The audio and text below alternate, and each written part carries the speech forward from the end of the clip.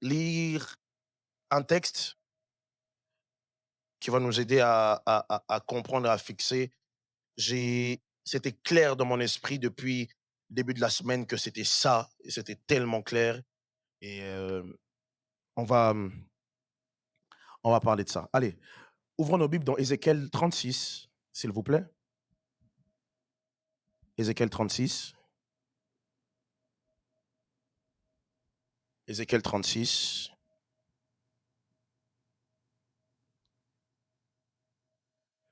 Nous allons commencer du vers Ézéchiel 36, 22.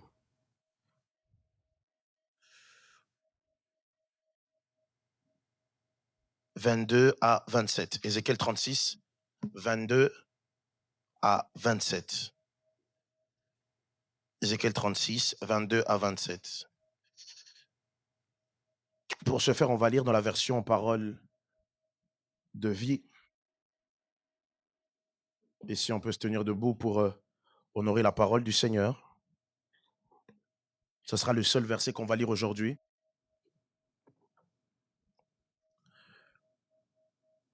Let's go. Je lis la parole du Seigneur. Amen. Non, tu peux répéter. Je lis la parole du Seigneur. Encore. Je lis la parole du Seigneur. Tu peux aller. Ézéchiel 36, 22 à 27. C'est pourquoi dis-leur, voici les paroles du Seigneur Dieu. Ce que je vais faire, gens d'Israël, je ne le ferai pas à cause de vous, je le ferai pour faire respecter mon saint nom. Oui, des gens l'ont méprisé à cause de vous et dans les pays où vous êtes allés. À cause de vous, les autres peuples ont méprisé mon nom. Eh bien, je leur montrerai que je suis le Dieu grand et saint. Je ferai cela en me servant de vous. Alors ces peuples sauront que le Seigneur, c'est moi. Je le déclare, moi le Seigneur Dieu. Je vous retirerai du milieu des autres peuples et des pays où vous habitez. Je vous rassemblerai et je vous ramènerai sur votre terre. Je, je verserai sur vous de l'eau pure et vous serez purs. Je vous purifierai de toutes vos actions impures que vous faites pour les faux dieux. Je vous donnerai un cœur nouveau. Je mettrai en vous un esprit nouveau. Tu peux répéter encore ce verset. Je mettrai en vous un esprit nouveau. Le 26, répète encore le 26. Je vous donnerai un cœur nouveau et je mettrai en vous un esprit nouveau. Encore une fois. Je vous donnerai un cœur nouveau et je mettrai en vous un esprit nouveau. Encore plus fort. Je vous donnerai un cœur nouveau et je mettrai en vous un esprit nouveau. J'enlèverai votre cœur de pierre et je vous donnerai un cœur de chair. Je mettrai sur vous mon esprit. Ainsi, je vous rendrai capable d'obéir à mes lois, de respecter et de faire ce que je vous ai commandé. Parole du Seigneur. On peut acclamer le Seigneur et on peut se rasseoir. Allez. Que Dieu bénisse sa parole. Est-ce qu'on est prêt à écouter la parole de Dieu? Est-ce qu'on est prêt à écouter la parole de Dieu? Allez.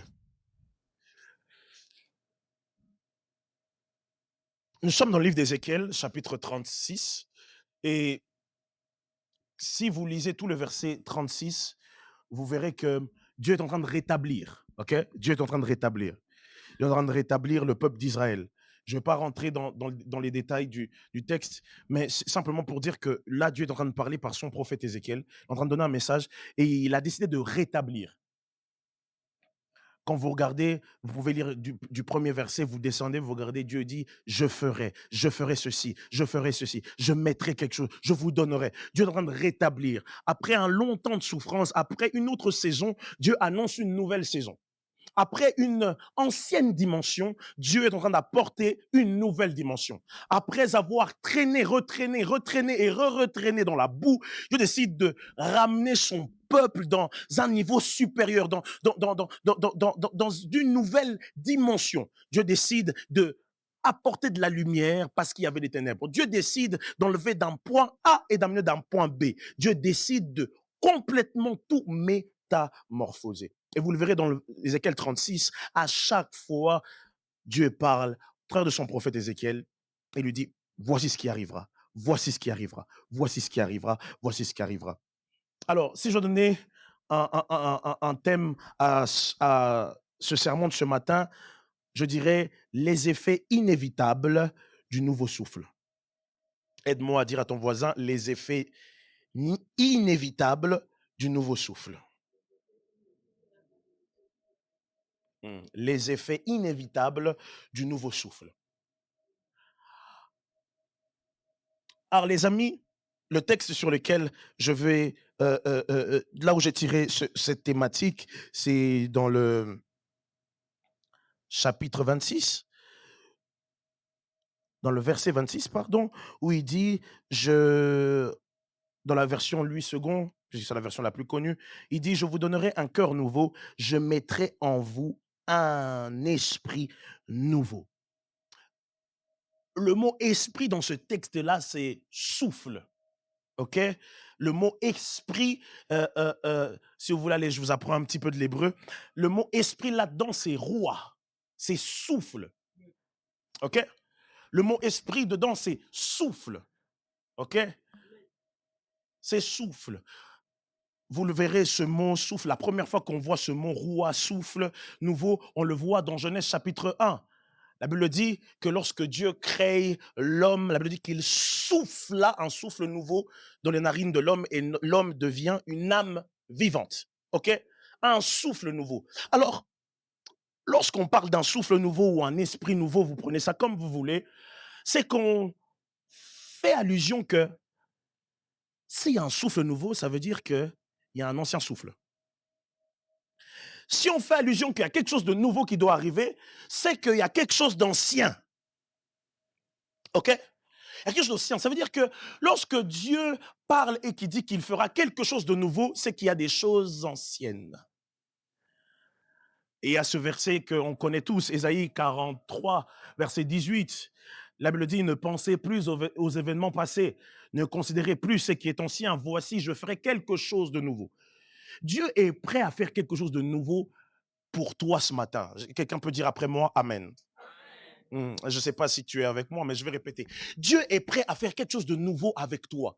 Dieu est prêt de pouvoir rétablir. Dieu est prêt. Dieu est prêt. Il se dit, bon, ok, on va arrêter d'être au point A, on passe au point B.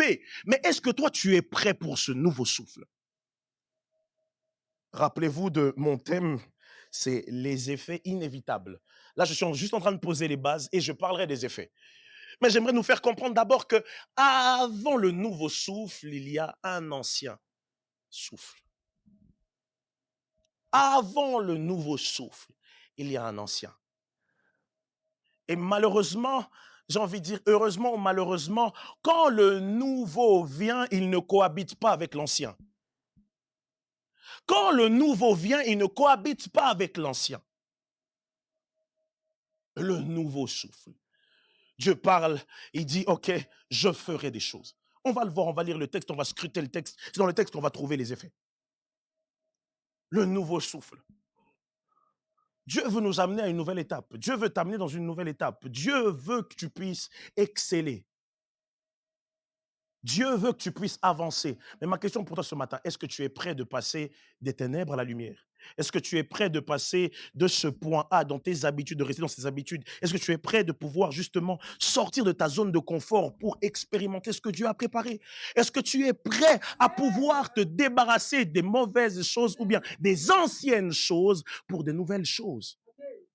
C'est magnifique de savoir, enfin, c'est très sage, c'est très intelligent, c'est beau de savoir qu'il y a des nouvelles choses qui nous sont réservées. Mais ce n'est pas beau seulement de savoir que les nouvelles choses nous sont réservées, c'est aussi bien de pouvoir s'adapter à ces nouvelles choses qui vont nous arriver. Parce que le problème, c'est que on aime bien croire que les nouvelles choses vont arriver, mais on ne s'adapte pas à ces nouvelles choses. Et malheureusement, on est dans une saison, mais en se comportant comme dans une ancienne saison. Une nouvelle chose, un nouveau souffle. Je vois quelques-uns de me baptiser. J'ai envie de vous challenger ce matin, mes baptisés.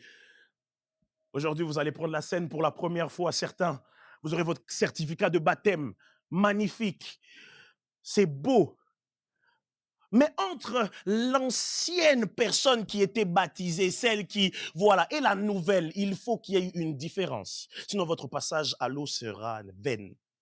Dieu ne vous demande pas d'être parfait. Dieu ne nous a jamais demandé d'être parfait. Dieu ne nous demande pas d'être clean, d'être propre. Il sait que l'être humain est de nature imparfait. Dieu ne vous demande pas d'être parfait, d'être saint lorsque vous marchez. Moi, je ne peux pas cohabiter avec le péché. Dieu ne vous demande pas ça. Dieu, ce qu'il vous demande, c'est d'être prêt à vous adapter à cette nouvelle saison qu'il ouvre devant vous. Je ne vous demande pas d'être propre, d'être pur, qu'on puisse vous voir et que vous puissiez sortir. Chaque phrase avec un verset biblique. Oh, est-ce que tu as faim? La Bible dit que l'homme ne vivra pas seulement de pain, mais de toute parole. Non, non, non, non, non. Dieu ne vous demande pas à chaque verset de sortir un verset biblique. Dieu ne vous demande pas, dès que vous êtes sorti là, Dieu ne vous demande pas que même quand vous êtes en famille, que vous puissiez montrer, que vous puissiez marcher avec votre Bible à chaque fois. Je suis enfant de Dieu, j'ai été baptisé, donc moi, chez moi, c'est la Bible, c'est la Bible. Non, Dieu ne vous demande pas ça. Il sait que vous n'arriverez pas. À un moment donné, vous allez craquer. Ce n'est pas ça ce que Dieu vous demande. Dieu vous demande de vous adapter à cette nouvelle saison. Dieu vous demande de marcher à cette nouvelle saison. Cette nouvelle saison, de vous. Quand je parle de nouvelle saison, je ne parle pas d'être parfait. Voilà. Je ne parle pas d'être parfait, ou bien de porter un masque, ou bien d'être je sais pas, faire du théâtre, faire semblant devant les gens. Oh, la vigne du Seigneur, attention, ici c'est la gloire de Dieu, amen. C'est pas ce que je vous demande. C'est pas ce que Dieu vous demande. Dieu vous demande que votre vie soit un témoignage de Christ sur la terre. C'est ça ce que Dieu vous demande. Et on va le voir ensemble. Alors, lorsque Dieu parle par le prophète Ézéchiel, vous devez comprendre que d'abord, qui est Ézéchiel? Si on comprend qui est Ézéchiel, dans quel contexte a été donné ces paroles et quels sont les effets, on arrivera à une bonne conclusion à la fin de ce sermon. Ézéchiel, quand vous lisez Ézéchiel chapitre 1, verset 1, la Bible dit que Ézéchiel était un sacrificateur. Ézéchiel était un sacrificateur de base. Ézéchiel ne devait pas être un prophète. Malgré que dans tout le verset, on voit que le prophète. Mais Ézéchiel de base c'était pas prévu pour lui d'être un prophète. C'est prévu qu'il soit un sacrificateur. Si je dois expliquer rapidement c'est quoi un sacrificateur était quelqu'un qui était au milieu du peuple et qui avait le devoir de pouvoir. Il avait le devoir de pouvoir prendre les prières, les péchés des hommes et les amener devant Dieu. Il avait le fardeau de prendre tout ce que le peuple faisait de bien comme de mal et de la porter vers Dieu. C'était ça son rôle. Dans l'Ancien Testament, on voit trois types de personnes très importants.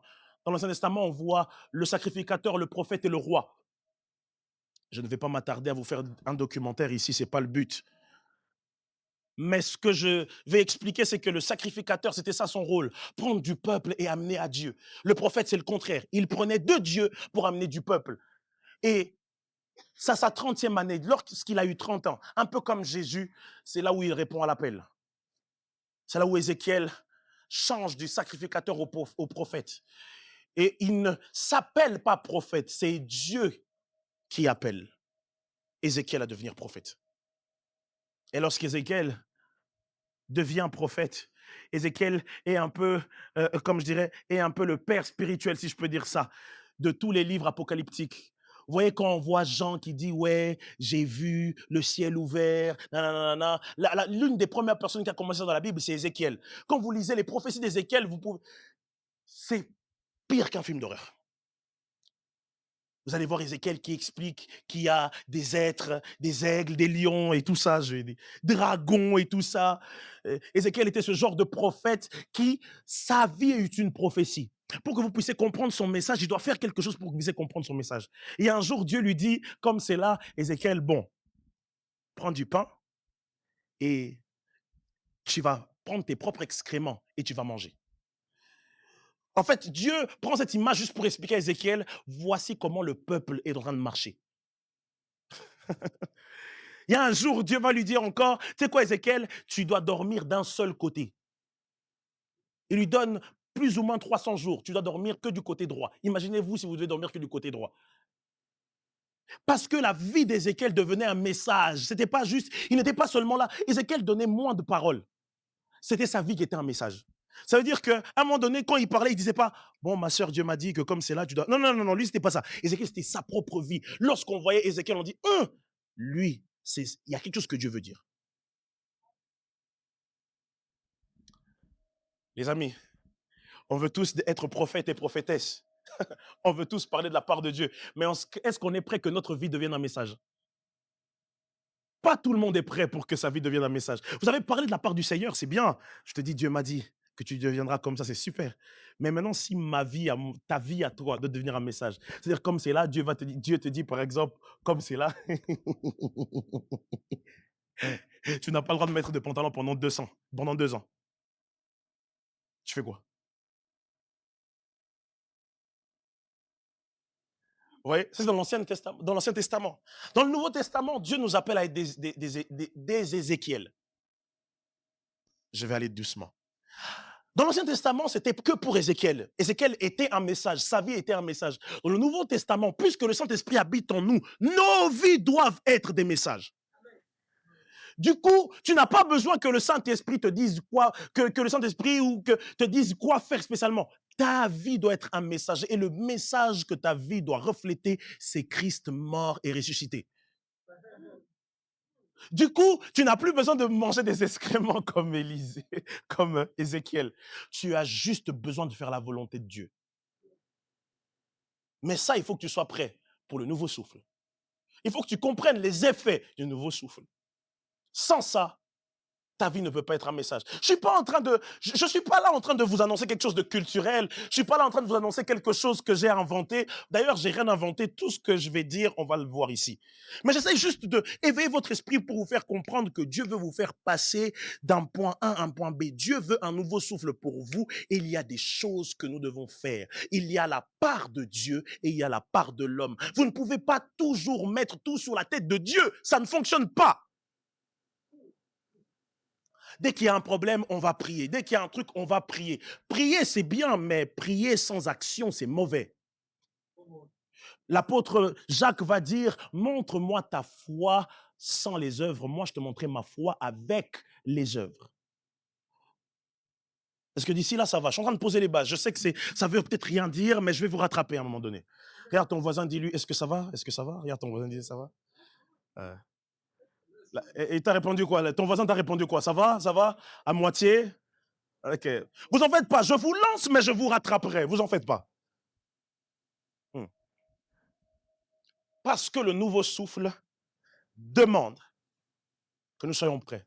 Est-ce qu'on est prêt à pouvoir évoluer? Allez. Alors, je vais le répéter encore pour que ce soit clair dans ton esprit, que ce soit clair. Lorsqu'on parle du nouveau souffle, on parle d'une nouvelle dimension. On parle d'un nouveau souffle qui marque la fin d'une saison ancienne.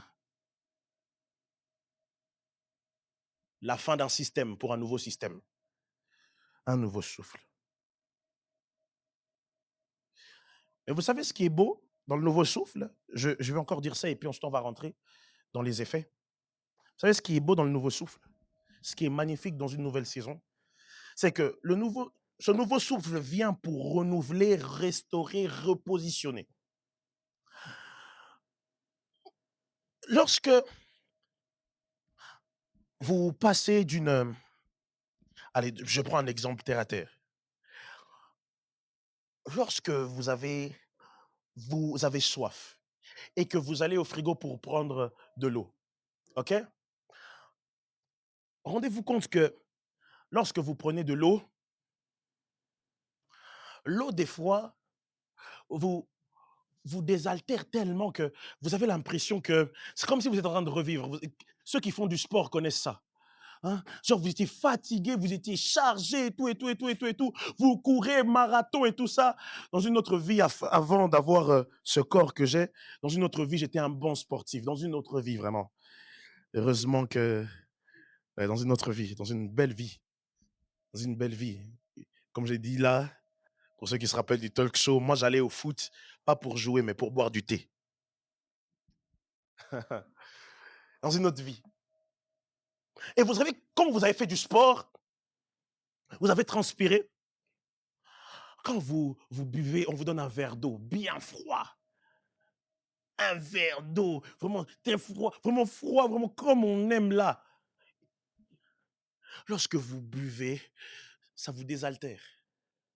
Du coup, c'est pas que vous êtes plus fatigué, mais ça vous redonne un second souffle, ça vous redonne, ça vous renouvelle intérieurement pour continuer.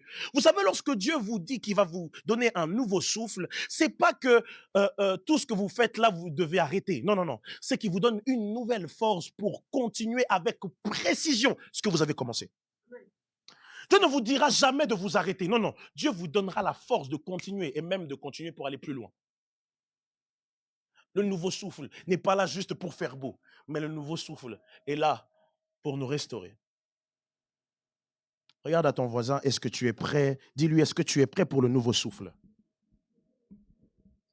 Regarde ton voisin de derrière, dis-lui, est-ce que tu es prêt pour le nouveau souffle? Mais maintenant, le problème, c'est qu'il ne faut pas lui poser la question. Réponds. Est-ce que tu es prêt? Il faut répondre. Il ne faut pas seulement dire réponds. Dis-lui, est-ce que tu es prêt? À ton voisin de gauche, de droite, réponds. Est-ce que tu es prêt? Il faut qu'il te réponde. Il faut qu'il te réponde. Gabriela, ta voisine de derrière, est-ce qu'elle t'a répondu?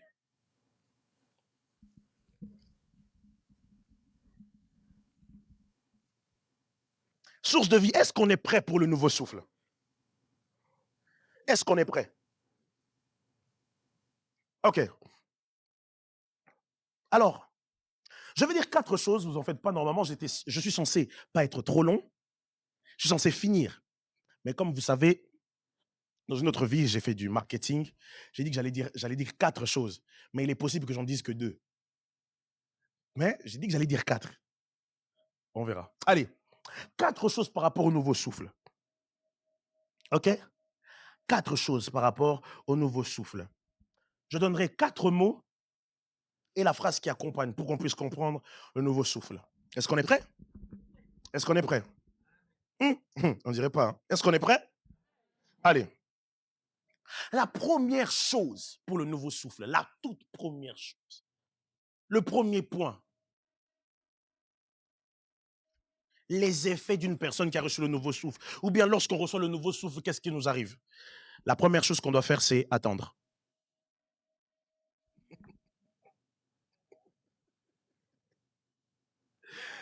Je répète. Lorsqu'on reçoit le nouveau souffle, hein, lorsque le nouveau souffle nous arrive, la première des choses, c'est faire quoi? Attendre.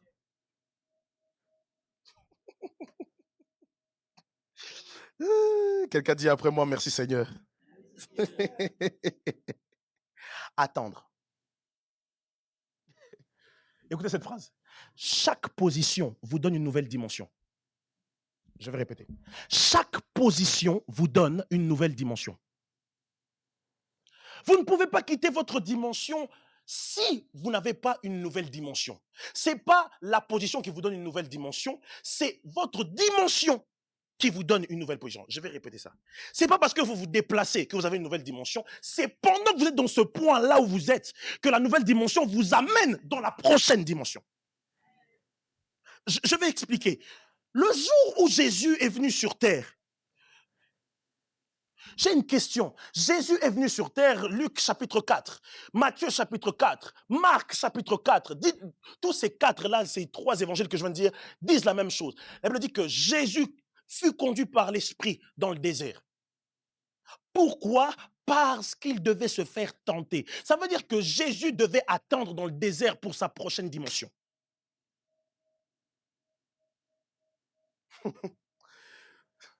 Parce que d'autres pensaient que j'allais dire, il faut jeûner pour la nouvelle dimension, il faut prier, il faut. Non, il faut attendre. Il faut attendre. C'est dommage que Nathan ne soit pas là. Cette prédication, je l'ai écrite quand je l'ai écrit avec lui. Attendre. Luc chapitre 2. Non, Actes des Apôtres chapitre 2. Qu'est-ce que je dis, Actes des Apôtres chapitre 2? Actes chapitre 1. Jésus va leur dire, n'allez nulle part. Attendez ici jusqu'à recevoir ce que le Père a promis, le Saint-Esprit. Attendez. Attendez. Votre prochaine dimension n'est pas dans la précipitation, c'est dans l'attente. Je vais vous dire, la capacité d'être... Écoutez bien, chaque prophète dans la Bible, si vous scrutez bien la Bible, ils étaient tous à un lieu bien précis lorsque Dieu leur parlait. Le problème, c'est que tu n'attends pas. Ça va être clair. Attends, je le répète encore pour que tu le comprennes. C'est pas ta nouvelle dimension. Je vais le répéter. C'est pas parce que tu te déplaces d'un point A, d'un point B que tu auras ta nouvelle dimension. Non, non. C'est en restant dans ton point 1 que tu auras ta nouvelle dimension qui t'amènera ensuite dans ton point B. J'aimerais qu'on puisse comprendre cela. Jésus reste dans le désert jusqu'à ce que sa dimension de Christ fût activée. Je vais le dire. Jésus, en étant dans le désert, n'était pas encore le Messie. Il est encore le Jésus de Marie. Il était encore le Jésus de Joseph. Il était encore le Jésus de Nazareth. Le Jésus qui est charpentier, qui travaille le bois. Mais le jour où le Jésus-Christ est arrivé, c'est le jour où il fut passé dans le désert. Quand il est resté dans le désert, la Bible dit ceci, que après les tentations du diable, les anges sont venus pour le servir. Et la Bible dit que dès qu'il est sorti là, il fut revêtu de la puissance de l'Esprit. La puissance de l'Esprit ne s'est pas manifestée quand il guérissait les malades. Ça s'est manifesté lorsqu'il était dans un point qu'il attendait que ça se manifeste. Ma question pour toi, tu attends où? Tu attends où? Où est-ce que c'est clair pour toi que tu dois rester ici? Vous savez, rester dans un endroit ne veut pas dire que ça sera tout bénef. Rester dans un endroit, imaginez-vous Jésus dans le désert. Le désert, c'est aride. Le désert, il n'y a rien du tout. Mais Jésus, vous ne pensez pas qu'à un moment donné, Jésus, en tant qu'humain, en tant qu'être humain, il n'avait pas marre? Vous pensez qu'il n'avait pas besoin un peu d'eau? Qu'il n'avait pas besoin un peu de se jeter dans un jacuzzi, dans une piscine? Vous pensez que Jésus n'avait pas besoin de ça à un moment donné? Mais il savait que c'était nécessaire pour lui, pour la prochaine dimension, de rester là. De rester là. La prochaine dimension demandera toujours que tu puisses attendre. Regarde ton voisin, dis-lui, où est-ce que tu attends? Dans quel endroit où tu attends? Hein?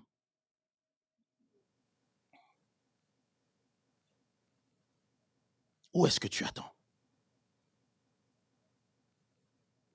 Prenons notre texte de base, Ézéchiel 36.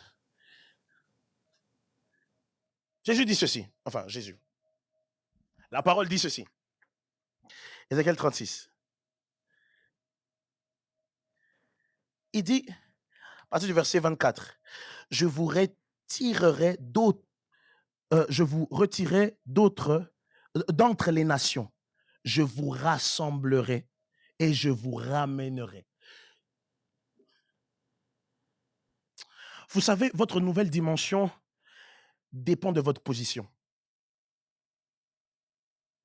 Vous savez, lorsque Dieu dit aux enfants d'Israël, par la prophétie du prophète Ézéchiel, que je vous rassemblerai, c'est que Dieu sous-entend qu'ils doivent être quelque part pour être rassemblés.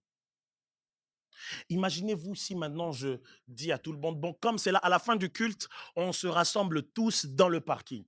C'est parce qu'on est tous dans une position qui nous permet d'attendre et d'entendre ce que Dieu va dire. Je vais vous rattraper, ne vous en faites pas.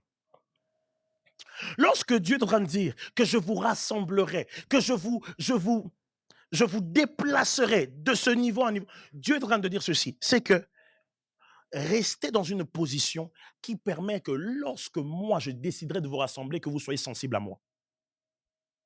Votre position dépendra toujours de votre nouvelle dimension. Toujours. Ma question, c'est qu'aujourd'hui, nous sommes le 27 aujourd'hui, hein, c'est ça? Le 27, hein? Nous sommes le 27 juillet. Nous sommes à la fin du mois, du 7e mois. Où es-tu? Où es-tu? Et vous savez, cette question a été posée à qui? Pour la première fois dans la Bible, Adam. Dieu lui pose la question, où es-tu? Où es-tu? Où es-tu? Tu n'es pas là où tu devais être. Où es-tu? J'ai des choses à te dire. Il y a une nouvelle dimension qui t'attend. Mais j'aimerais savoir où es-tu?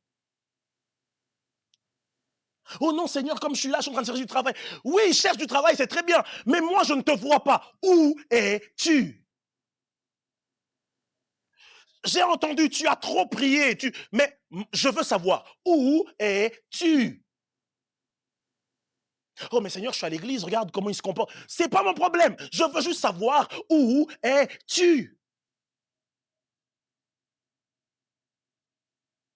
Parce que de où tu es, c'est de là que je te prendrai pour la prochaine dimension.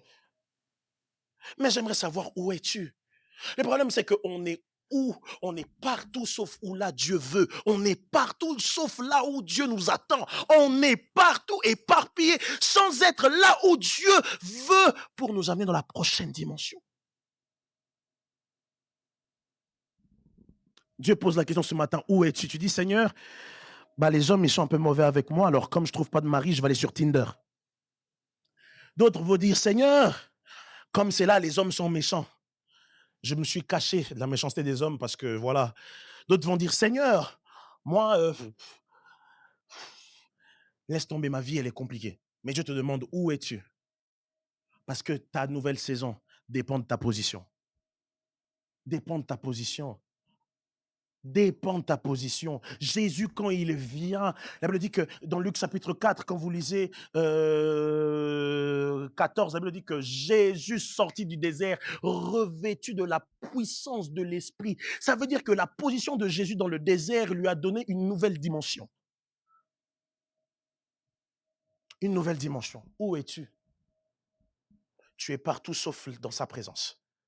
Tu es partout sauf là où il veut que tu sois. Tu es partout sauf là où il veut que tu sois. Dieu me souffle quelque chose dans l'oreille. Prenez un autre texte, s'il vous plaît, toujours dans Ézéchiel.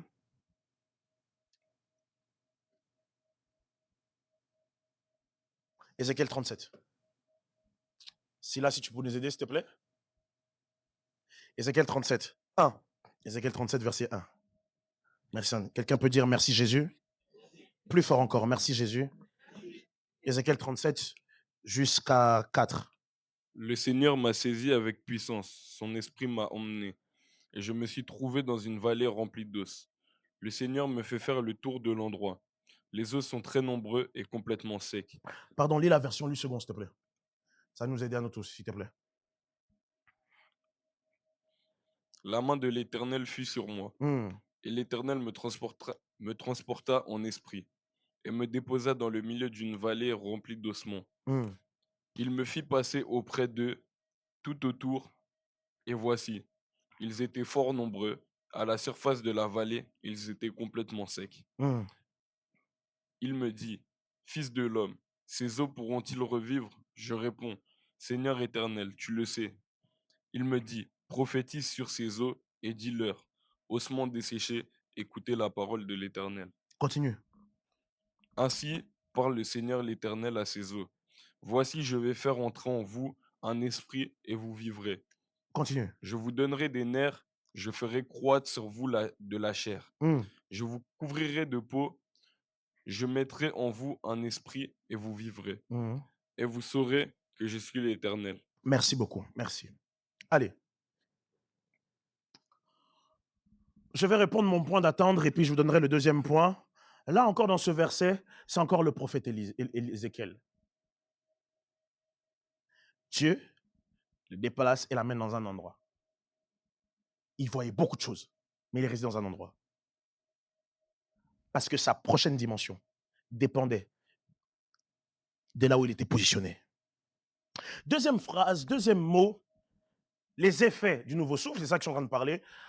Après avoir attendu, deuxième mot, c'est équipé. Quelqu'un peut dire après moi, équipé. Plus fort, équipé. OK.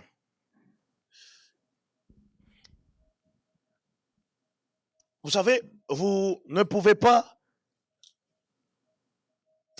faire du catch avec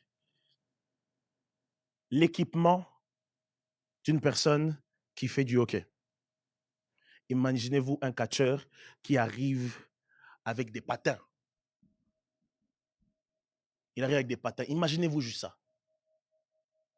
Genre un catcheur arrive avec des patins dans un ring. Imaginez juste ça.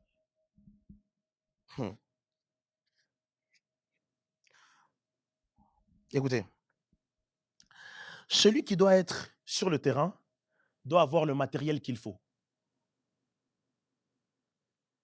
Celui qui doit être sur le terrain doit avoir le matériel qu'il faut.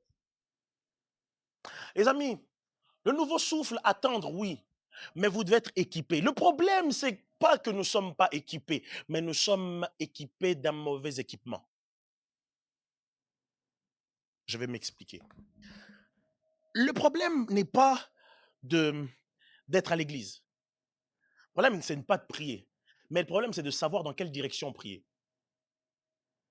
Je vais reformuler encore. Le problème, c'est pas être chrétien.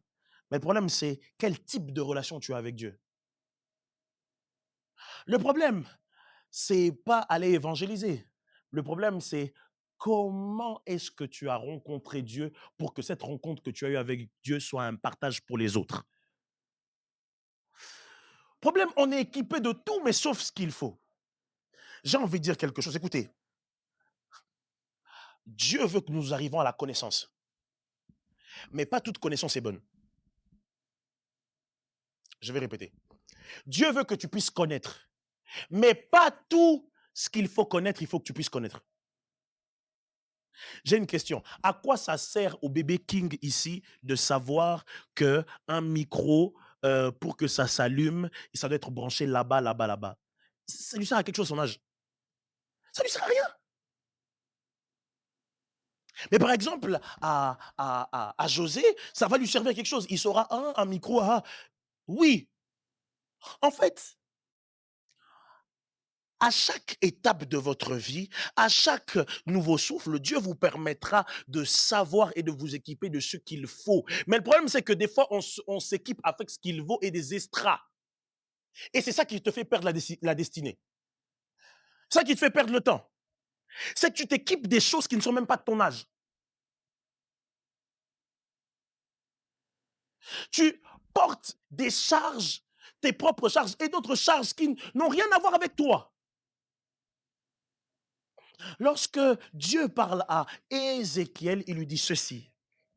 Il lui dit clairement, penses-tu que ces ossements peuvent-ils vivre? Dieu lui équipe. Elle veut dire que Dieu fait quoi? Il met sa main sur lui. Ézéchiel va dire, la main de l'Éternel fut sur moi. Les amis, il avait besoin que de la main de l'Éternel et pas d'autre chose. Ce qui va tuer notre destinée, c'est pas seulement d'avoir ce qu'il faut, mais c'est d'avoir des choses qu'il n'en avait pas besoin tout de suite. Dieu est prêt à t'équiper. Dieu est prêt à t'équiper. Mais il y a des choses pour lesquelles toi-même tu dois t'équiper et c'est des choses bien précises. C'est comme si quelqu'un qui vient de sortir d'un apprentissage de, allez, je sais pas, assistant dentaire. Non. La personne est dans l'apprentissage d'assistant dentaire, il est en deuxième année. OK? En deuxième année. Et maintenant, pendant qu'il fait son apprentissage de deuxième année, il réfléchit déjà, il fait déjà une inscription pour les cours de théologie, mais il est en deuxième année.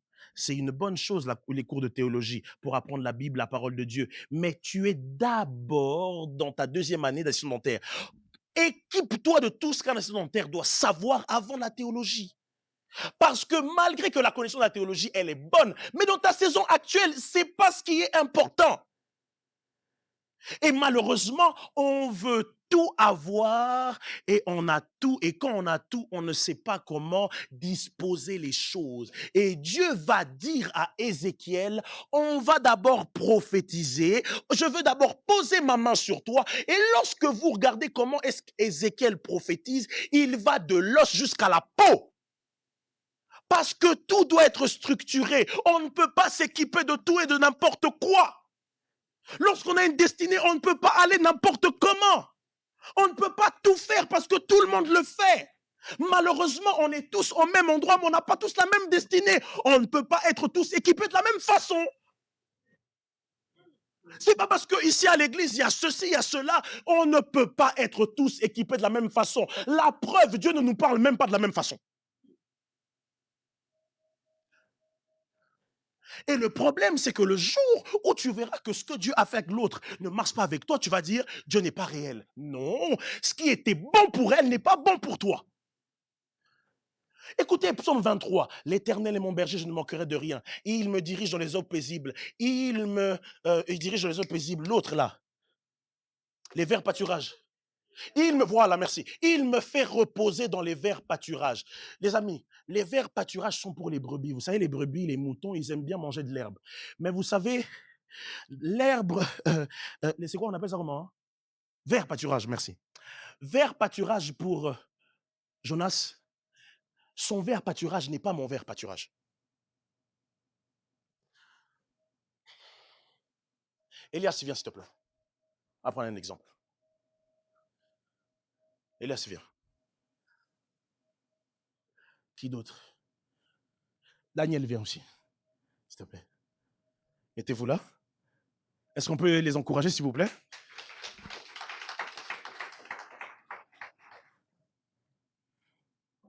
OK? Mettez-vous vraiment les deux, voilà, comme ça, là-bas, vraiment en face, à côté de l'autre, vraiment. Regardez-moi maintenant, mettez-moi en face. OK? Regardez bien ça. Faites 3 pas. Attendez, j'ai pas dit départ. Faites 3 à 4 pas pour choper la bouteille, pour attraper la bouteille. OK? On y va à mon décompte. Attendez. Hey, doucement. 3, 2, 1.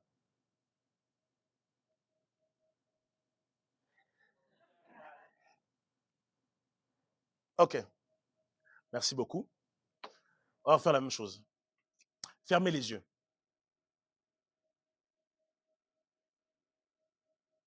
Vous devez faire la même chose, mais vous avez des pas illimités. À mon décompte. Pour aller prendre la bouteille, mais en fermant les yeux. 1, 2, 3. Merci. Merci beaucoup. Restez là. J'ai une question.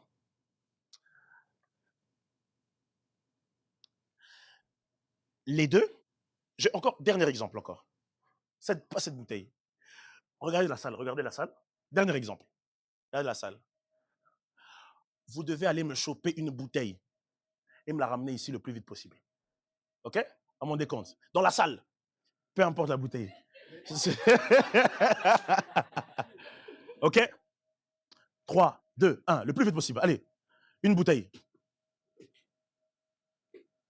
OK. Merci beaucoup. Ça va, je mets aussi dans le cadre, je mets dans le cadre d'un récipient. Je mets dans le cadre d'un récipient. Merci beaucoup. Vous pouvez aller vous asseoir. Est-ce qu'on peut les acclamer, s'il vous plaît? Regardez bien. Les deux avaient un objectif. Aller prendre la bouteille. D'ailleurs, je vais la prendre, sinon elle va rester là. Les deux avaient un objectif. Aller prendre la bouteille. Mais regardez qui des deux est allé le plus vite. Celui qui est le plus grand. OK? Ensuite, j'ai demandé en fermant les yeux. Et c'est le plus petit qui est allé vite. Je vais vous dire quelque chose. La façon, en fait, l'équipement que vous avez vous permet d'aller vite ou d'aller lentement. Elias, il est plus grand. Ce qui fait que lorsqu'on parle de 3 pas, lui, dans sa tête, il sait que la façon comment j'ai été équipé, j'ai pas besoin de faire beaucoup d'efforts. Lorsque Daniel veut faire des efforts, il doit faire encore un pas de plus pour attraper la bouteille. Les amis, c'est un seul et même objectif. Mais la façon comme vous êtes équipé vous fera soit ralentir, soit vous faire perdre du temps. Et on a refait la même chose avec les yeux fermés. Les amis, écoutez bien. Lorsqu'on parle d'équipement, on ne parle pas seulement d'équipement spirituel, les amis. Je ne parle pas ici que de la prière. Je parle de vous équiper aussi en tant qu'être humain. Oh, je suis équilibré dans ce que je dis.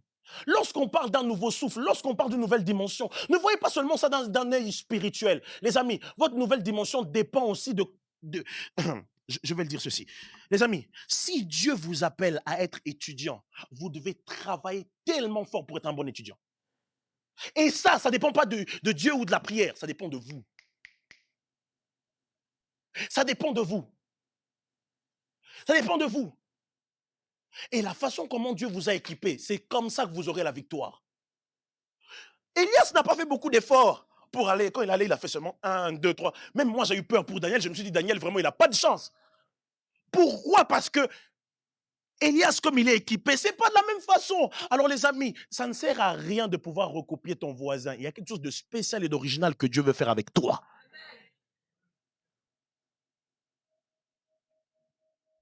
Lorsque je parle d'équiper, je parle pas, les amis, lorsque je parle d'équiper, je parle aussi être équipé dans les relations. Comment ça se fait que toi, toutes les personnes avec qui tu es en relation, les personnes avec qui tu es ami, ça va toujours se terminer?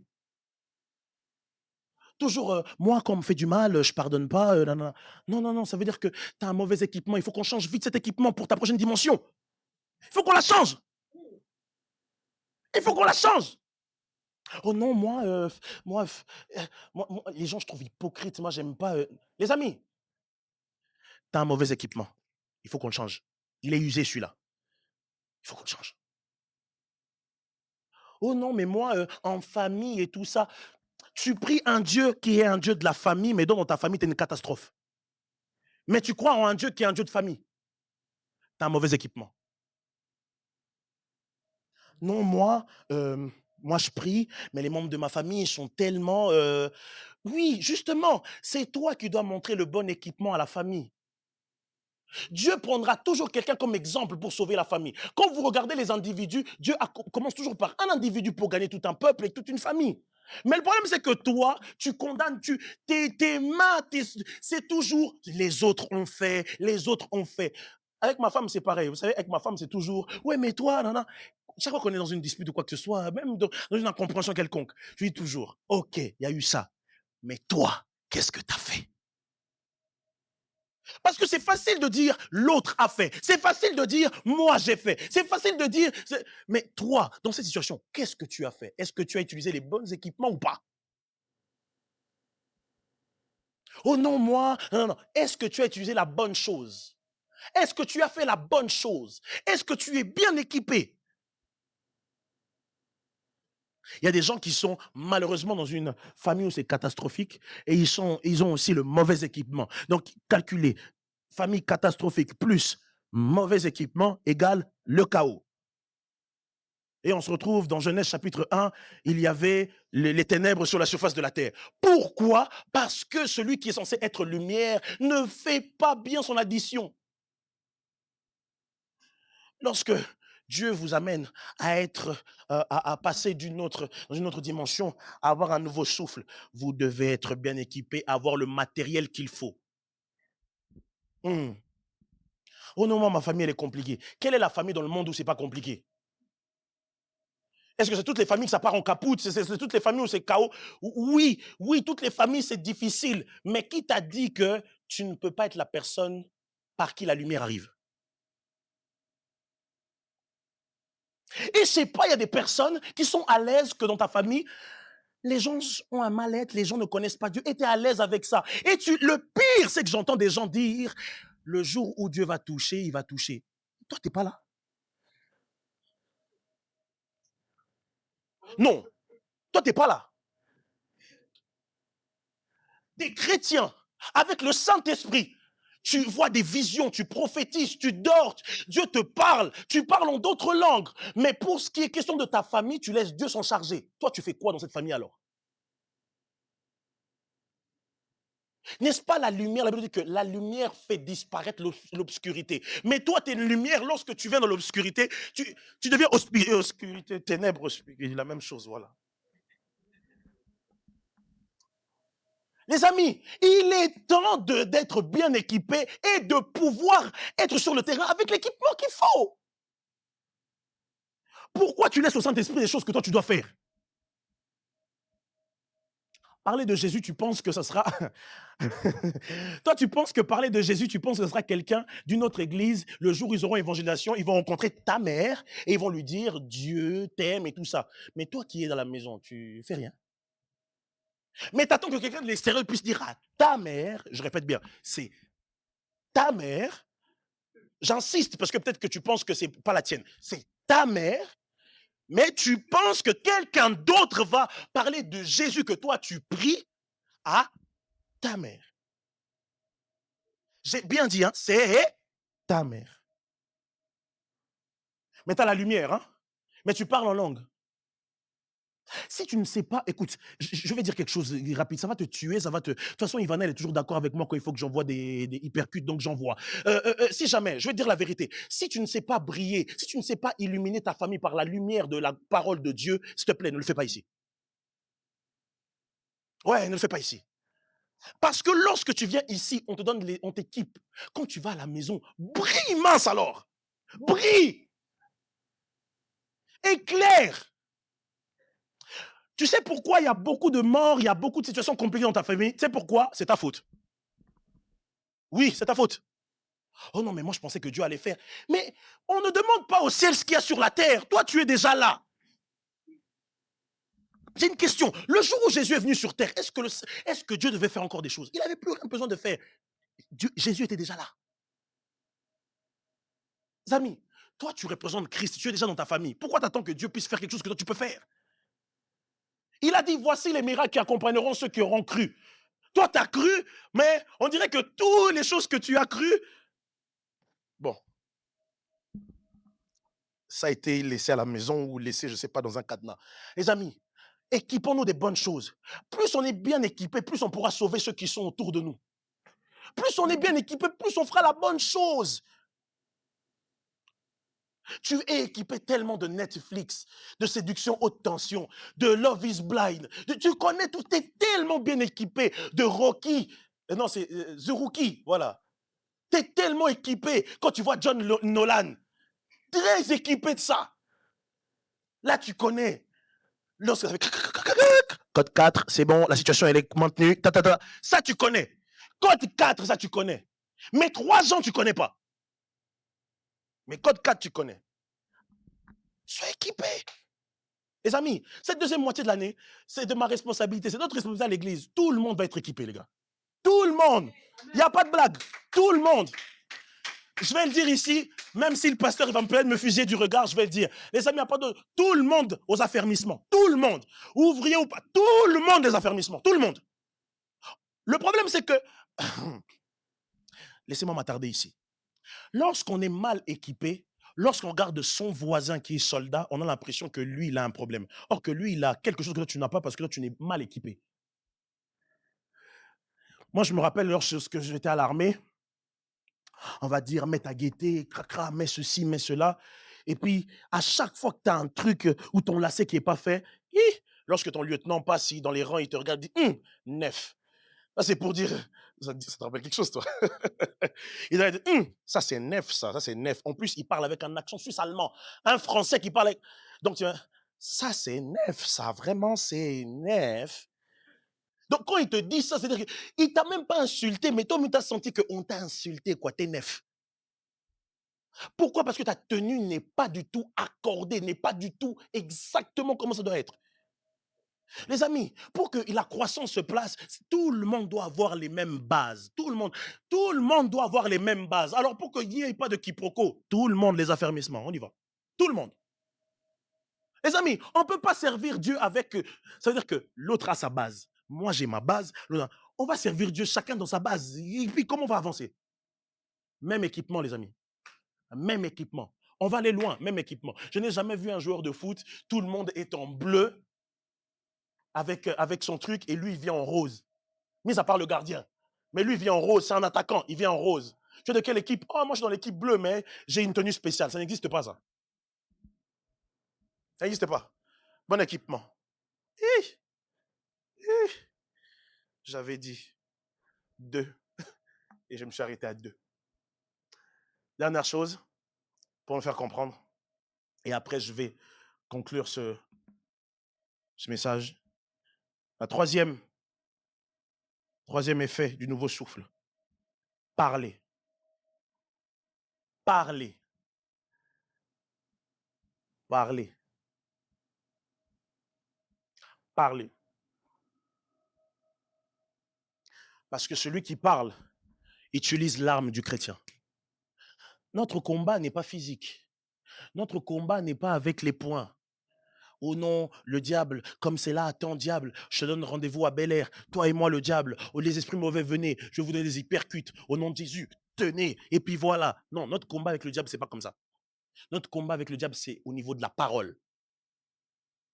Au niveau de la parole. Lorsque la main de l'Éternel saisit Ézéchiel, Ézéchiel va commencer à parler. Dieu va lui dire, parle, dis des choses. La nouvelle saison est inaugurée par des paroles. J'aimerais corriger ce proverbe qui dit que les paroles s'envolent, mais les écrits, tout le monde connaît ça, les paroles s'envolent, les écrits restent.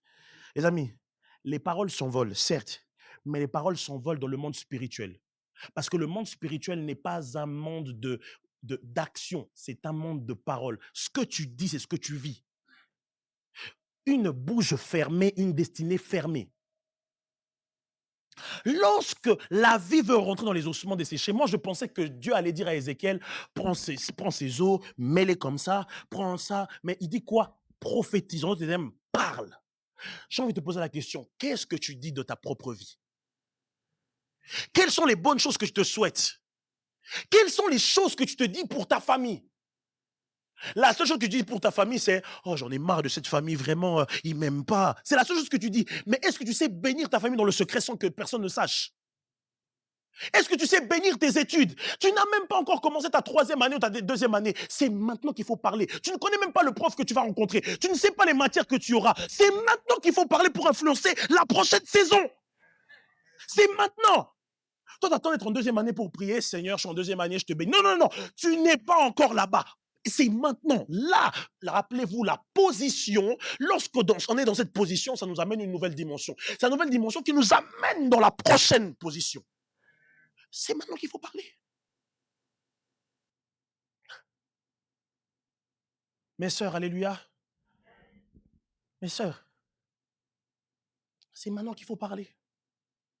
Pour les futurs enfants que tu auras, c'est maintenant qu'il faut parler. C'est pas quand tu es marié que tu vas dire, bon, Seigneur, bah, voilà, il faut que j'ai un gros ventre, Seigneur, bah, tu te débrouilles, fais comme tu veux. Non, non, non, non, non. C'est maintenant qu'il faut parler. C'est maintenant qu'il faut dire, oh Seigneur, euh, mon mari, il est temps. C'est maintenant qu'il faut parler. C'est maintenant. C'est maintenant qu'il faut préparer son prochain travail. C'est maintenant qu'il faut préparer son diplôme. C'est maintenant qu'il faut préparer avec la parole, avec la parole, avec la parole. Je répète, avec la parole. La parole. Parce qu'au commencement n'était pas la prophétie. Au commencement n'était pas des prières. Au commencement était la parole. Les amis, c'est avec ta parole que tu dessines ton avenir. C'est avec la parole que tu dessines ton avenir. Alors, s'il te plaît, cesse de critiquer les autres et construis ta vie par la parole. Cesse de t'occuper des affaires d'autrui, construis ton avenir avec la parole. La nouvelle dimension, le souffle nouveau commence par là. Et notre Dieu est un Dieu qui parle. Si notre Dieu est un Dieu qui parle, toi tu dois faire quoi? La parole. La parole. Ta vie dépend de ce que tu dis aujourd'hui. Je vais le dire. Ta vie de demain dépend de ce que tu dis aujourd'hui. Mais arrête de parler de la vie d'autrui. L'autre avance. Toi, ta vie, elle va où? Ta vie spirituelle comme ta vie physique demande que tu sois conscient de ce que tu es en train de vivre et déclarer des choses. Déclarer des choses. Dieu va dire au prophète Ézéchiel, déclare, ainsi par l'Éternel, les eaux revenaient ensemble. Ça, je te dis, dans ta famille, ça va pas? Parle. Tes études, ça fait comme ça? Parle. Au commencement était la parole. Il y a les amis, on ne construit, on ne construit pas un immeuble avec seulement des plans. On construit un immeuble avec la parole. Écoutez, la parole est très liée à une pensée. Lorsqu'une pensée, la prochaine étape, lorsque la pensée est formée dans votre tête, la prochaine étape, c'est la parole. C'est pouvoir libérer ce que tu as pensé. C'est la prochaine étape. Les amis, le problème, c'est qu'on garde beaucoup de choses dans notre pensée, mais on ne les libère pas. Combien de projets tu as voulu faire, mais tu as gardé au niveau de tes pensées et quelques mois plus tard, tu t'es réveillé, quelqu'un d'autre a accompli ce projet à ta place. Pourquoi? Parce que quelqu'un a pensé, mais il a libéré dans la parole. Les amis, la parole. Parlez positivement de votre vie. Parlez positivement de la vie de vos enfants, de la vie de vos frères, de vos sœurs, de votre famille, de vos études, travail. Parlez positivement. Il ne faut pas seulement attendre le jour où quelqu'un va être là. Bon, les amis, prophétise sur ta propre vie. Je dis, au nom de Jésus, je prophétise, je prophétise, je prophétise. Non, toi-même, lorsque tu commences ta semaine, qu'est-ce que tu dis de ta semaine? Les amis, si tu as l'habitude, écoutez, je m'arrête par là. Celui qui a l'habitude de dire des bonnes choses sur sa propre vie, Dieu utilisera sa bouche pour dire des bonnes choses sur les vies des autres. Je répète ça. Celui qui a l'habitude de dire des bonnes choses pour sa propre vie, Dieu utilisera sa bouche pour dire des bonnes choses sur la vie des autres. Votre vie doit refléter la gloire de Dieu. Mais les amis, comme je l'ai dit tout à l'heure, c'est qu'il y a 3 choses à faire. Il faut attendre, patienter, attendre au même lieu. Mais il ne faut pas seulement attendre. Il faut s'équiper de la bonne chose. Il faut s'équiper de la bonne chose. Mais il ne faut pas seulement s'équiper. Lorsqu'on s'équipe, on déclare la parole de l'Éternel. Lorsque vous lisez, pour clôturer, vous lisez Éphésiens 5. Elle me dit ceci. 5, hein? Ouais, 5. Éphésiens chapitre 5. Elle me dit ceci. J'ai fini, hein, si jamais je ferme la tablette. Éphésiens 5, chapitre 6. Éphésiens 5, la Bible dit, revêtez-vous des armes du Seigneur. Il parle du casque du salut, du des chaussures ailes de l'évangile. Il parle du bouclier de la foi. Il parle de la ceinture de vérité, cuirasse de la justice, et ainsi de suite. Mais il dit, prenez l'épée qui est la parole de Dieu. Si vous regardez l'armure du chrétien, vous verrez que tout le reste, le 90% de l'armure sont pour des choses défensives et la seule qui est pour l'arme qui est offensive, c'est la parole. C'est la parole qui combat pour vous. Vous savez, le diable, quand il veut vous avoir, il vous combat par la parole. Quand vous regardez Luc chapitre 4, comme je l'ai dit, la Bible dit que lorsque le diable essaye de tenter Jésus, il lui dit, change ce pain, cette pierre en pain. Et il lui sort la parole. Les amis, c'est votre parole contre la parole du diable. C'est votre parole contre la parole du monde. C'est votre parole contre ceux qui veulent vous voir échouer. Mais les amis, à vous de déclarer les paroles du Seigneur. C'est de votre responsabilité. La nouvelle saison arrive, mais il faut déclarer des paroles. J'aimerais le dire encore une fois, la nouvelle saison arrive. Ne prenez pas ce 7e mois, la fin du 7e mois, comme si c'était... Non, non. Dieu veut faire quelque chose. Si tu as écouté ça, c'est parce que Dieu a vraiment envie de faire quelque chose. Nous sommes en train de finir ce mois de juillet. Nous rentrons dans le 8e mois, le mois d'août. Il y a des choses qu'il faut changer. Alors voici ce que Dieu te dit. Reste dans la même position. Équipe-toi de la bonne façon. Et surtout, la parole. Déclare la parole de Dieu. Pendant quelques minutes, Sam, si tu peux venir, j'ai fini. Pendant quelques minutes, on va juste prier. J'aimerais que quelqu'un puisse déclarer des paroles sur sa vie. J'aimerais que quelqu'un puisse déclarer des paroles. Il y a des choses qui peuvent changer ici et maintenant tout de suite. On a l'impression que, non, non, non. Tout ce que nous faisons, et la Bible dit que, écoutez, c'est par la foi que l'univers a été créé. Ça veut dire que tout ce que l'on voit a été créé par la foi, mais par le résultat de la parole de Dieu. La Bible dit que Dieu a dit que la lumière soit et la lumière fut. Dieu a tout créé. C'est-à-dire que le monde que nous voyons a été créé par la parole de Dieu. Alors, si le monde que nous voyons a été créé par la parole de Dieu, ça veut dire qu'il y a des choses que toi, tu vois, qui peuvent être créées par ta parole. Pendant quelques minutes. Tu prends la position que tu veux, debout, assis, à genoux, mais jamais tu déclares des bonnes paroles. Nous sommes à la fin du mois. Ne laisse pas ce mois de juillet se terminer comme ça. J'aimerais juste que tu déclares la parole de Dieu. Élevons nos voix et ensemble, prions. Déclarons des paroles, déclarons des paroles, déclarons des paroles.